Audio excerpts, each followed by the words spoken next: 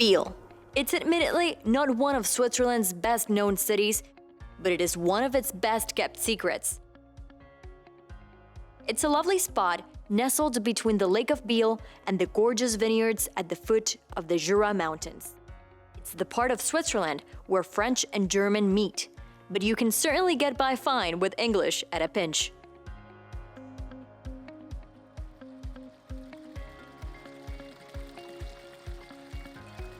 The Cité du Temps. That's what they call an incredible new building created by the Japanese architect Shigeru Ban. He's also a Pritzker Prize winner, the most prestigious award in modern architecture. The word building doesn't really do justice, does it? What it is really, it's a temple of time. That's because in here we have not one, but two museums dedicated to watchmaking brands known from Seattle to Sydney, going east.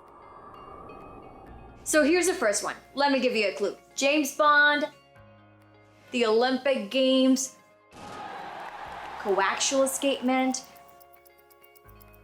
Well, that last one may not be much of a clue, but if you haven't guessed already, the answer is Omega. And we're here with the man behind this iconic brand, Reinhold Eschnemann. We're standing in front of some of the utensils that I imagine were used to make the first Omega. 125 years ago, exactly this year, the Omega brand started here in Bienne, just exactly where we're standing, because Mr. Braun created this incredible movement, named it because it was the best of the time, Omega, and then the whole story started. It was the first watch that was in the moon, and then it became the official brand of the Olympics. We've been there since 1932.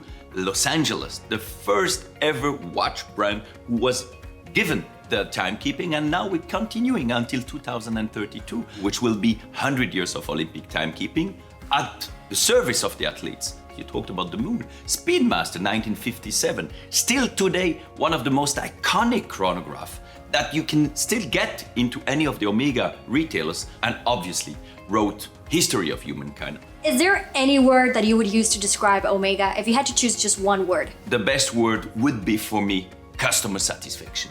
We are dedicated to them and they're giving us back. If you look at the success we had the last 20 years. Thank you so much for this really invigorating visit. Be our guest anytime in this museum, and thank you for coming. Thank you so much, Mr. Eschnemann. Bye-bye.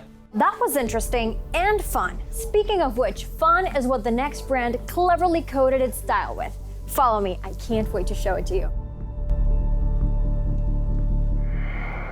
Swatch. If I had to pick one word to describe this brand, it would be extravagance. And I mean, we're talking about variety here. We have all the way from a red pepper version of a clock to, what was this called again? It's a bunny's Kama Sutra version of a watch. Yes, it's about a positive provocation. We call it this way. It's one of the defining elements of the personality of Swatch. Since the very beginning, we love to send out messages which wake up people. Is it true, or is it an exaggeration to say that Swatch basically saved the Swiss watchmaking industry during the quartz crisis in the 70s? It's a reality, you know, the intuition and the vision that Mr. Hayek, the founder of Swatch, had at the time was that it wasn't enough to take care of the existing brand. So the innovation is the second element, which is an absolute pillar of our brand. And what you see here in Planet Swatch is actually that story. So you really go through that in terms of a timeline. As Swatch could do it, also the more traditional brands started to apply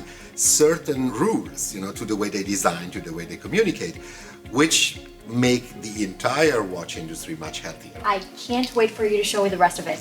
Let's go it. Let me show you now something surprising. This is Swatch by You. It's a program that allows you to customize your watch. You are in an environment where you can choose from many different designs, and you can customize your watch exactly the way you want it. And then you have something which belongs only to you, and no one else in the world will ever have similar. This is great. So you were telling me that there's a bunch of people coming here during this month.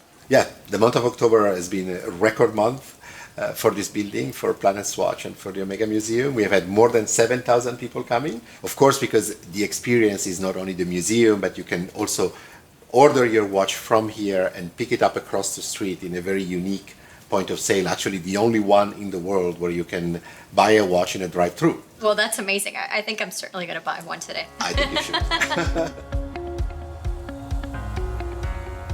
Standing in front of La Cité du Temps, it's hard to believe that we're in the middle of the world's love affair with watches. And if you happen to be in the area, try discovering the rest of Biel, which is home to a lot more than fabulous watches.